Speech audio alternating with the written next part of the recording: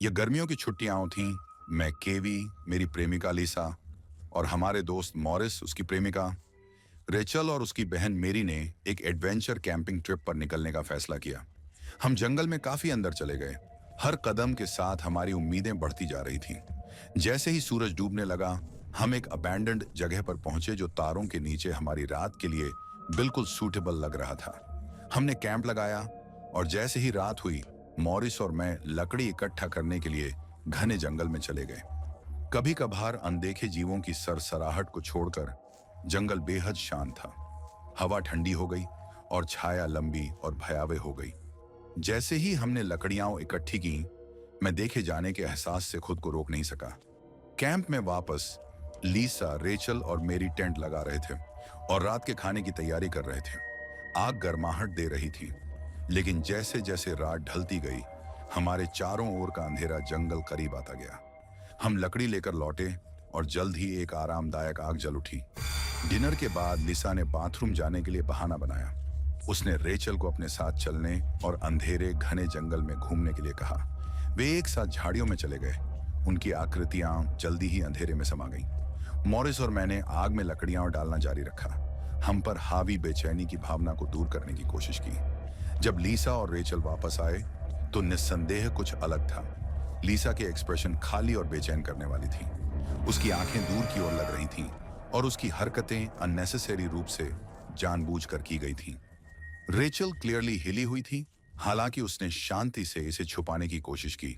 लीसा आग के पास बैठ गई। उसकी नजर टिमटिमाती आग की लपटों पर टिकी थी, लेकिन उसका भाव बिल्कुल खराब था। हमने उसे बातचीत में शामिल करने की कोशिश की, लेकिन उसने एक शब्द में जवाब दिया और एक अजीब अलग स्वर में जवाब दिया।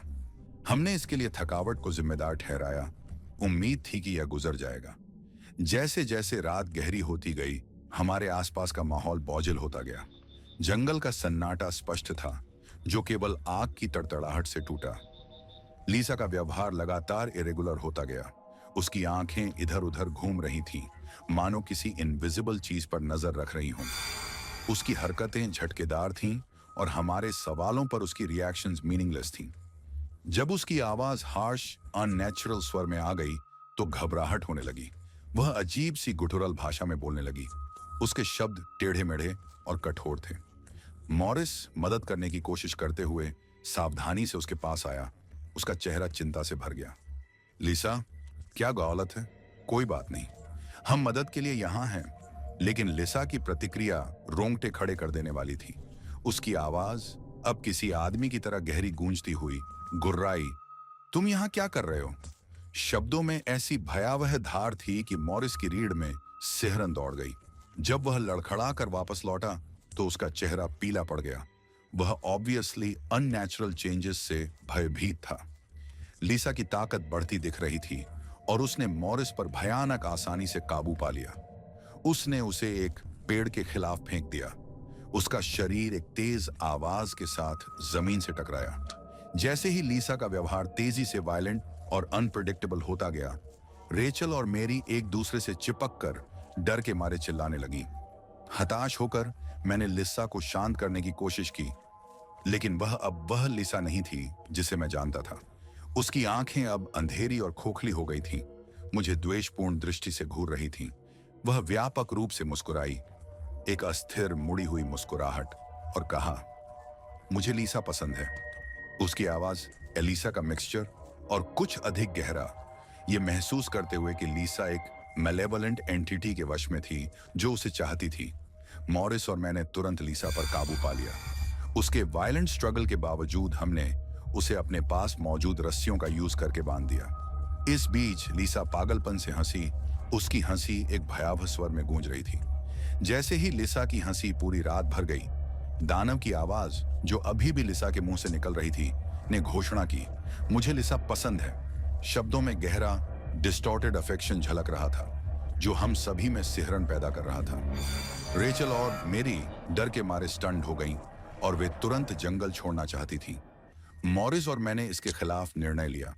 जंगल भले ही डरावना था, फिर भी रात के सन्नाटे में वहां भटकने की तुलना में जंगल अधिक सुरक्षित महसूस होता था। हमने सुरक्षा के लिए जीसस का आह्वान करते हुए उत्साहपूर्वक प्रार्थना करना शुरू कर दिया। लेकिन लीसा की मजाकिया हंसी और राक्षस की डरावनी घोषणाएं रात की हवा में चुभती रहीं। हम रात भर जागते रहे। हमारा डर स्पष्ट है। आग से बंधी लीसा ने आराम नहीं किया। उसकी आंखें खुली रहीं। उसकी निगाहें एक परेशान करने वाली निगाह में टिकी रहीं। हम में से किसी ने भी सोने की हिम्मत नहीं की, यह जानते हुए कि सतर्कता में कोई भी चूक आगे चलकर आपदा का कारण बन सकती है। हमने रेचल और मेरी को शांत रखने की पूरी कोशिश की, बढ़ते आतंक के बावजूद नियंत्रण का माहौल बनाने की कोशिश की। जैसे जैसे सुबह होने लगी, दमनकारी जंगल धीरे धीरे हल्का होने लगा। हालांकि हमारे दिलों में डर कम होने का नाम नहीं ले रहा था। जैसे ही सुबह की पहली किरण पेड़ों से होकर गुजरी, हमने बिना समय बर्बाद किए हमने जल्दी से अपना सामान पैक किया। हमारी एक्टिविटीज फास्ट और फ्यूरियस थीं। अर्जेंसी की भावना ने हमें पहले से कहीं अधिक तेजी से आगे बढ़ने के लिए प्रेरित किया। सब कुछ पैक करके हम अपनी कार के लिए दौड़ पड़े। हर कदम पर वह डर गूंज रहा था जिसने हमें पूरी रात परेशान किया था। जंगल की भयावह खामोशी की जगह हमारे तेज कदमों की आवाज और सुबह सुबह वन्य जीवों की दूर से आने वाली पुकार ने ले ली। हम कार तक पहुंचे, थके हुए थे लेकिन राहत महसूस कर रहे थे, और जल्दी से हॉन्टेड जंगल को पीछे छोड़ते हुए समाशोधन से दूर चले गए। उस भयावह रात ने हमें बुरी तरह झकझोर कर रख दिया था, लेकिन हम उस नाइटमेयर को पीछे छोड़ने के लिए आभारी थे।